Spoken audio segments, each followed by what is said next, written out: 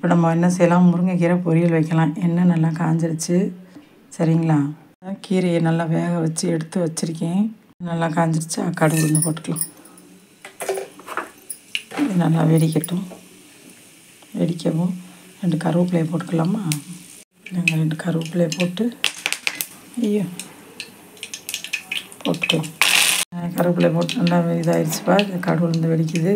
கருவேப்பிலையை போட்டாச்சு. இப்போ எனக்கு என்கிட்ட பச்சை மிளகாய் இல்லை, அதனால் ஒரு வத்தலில் வந்து ரொம்ப உரப்பு நாங்கள் சேர்க்க மாட்டோம். அதனால் லைட்டாக ஒரு சின்ன வத்தல் போட்டிருக்கேன். நல்லா வதங்கவும் வெங்காயத்தை போட்டுக்கலாமா? வெங்காயத்தை போடுவோமா?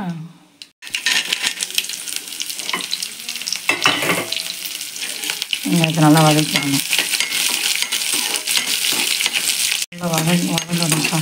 நல்லா வதக்கிட்டு இதுக்கு தேவையான அளவு வெங்காயம் வதக்கிறப்பயே உப்பு போட்டு வதக்கி அப்புறம் கீரை போட்டு வதக்குனாலே டேஸ்ட்டாக இருக்கும்ப்பா கீரை பொரியல். உப்பு போட்டுக்கலாமா? இதுக்கு தேவையான அளவு உப்பு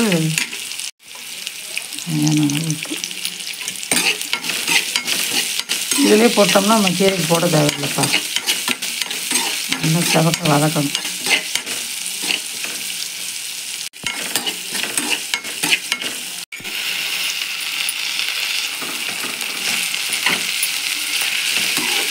இதில் வந்து நம்ம கீரை வேக வச்சு கொஞ்சம் தண்ணி ஊற்றி வச்சுருக்கேன்ப்பா.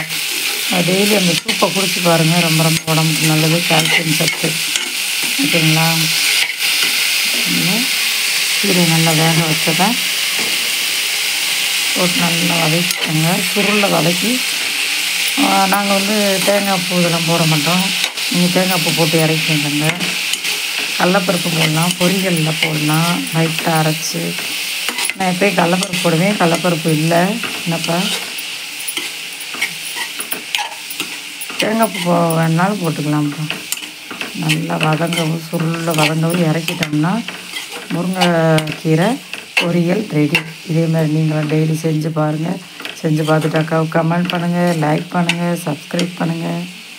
முக்கியமாக பெல் பட்டன் அமைக்கிக்கோங்க. அப்போ தான் அக்கா போடுற ஒவ்வொரு வீடியோவும் உங்களுக்கு நோட்டிஃபிகேஷனாக வரும். ஓகேவா? ஓகே, பாய் பாய் பாய் பாய் பாய்.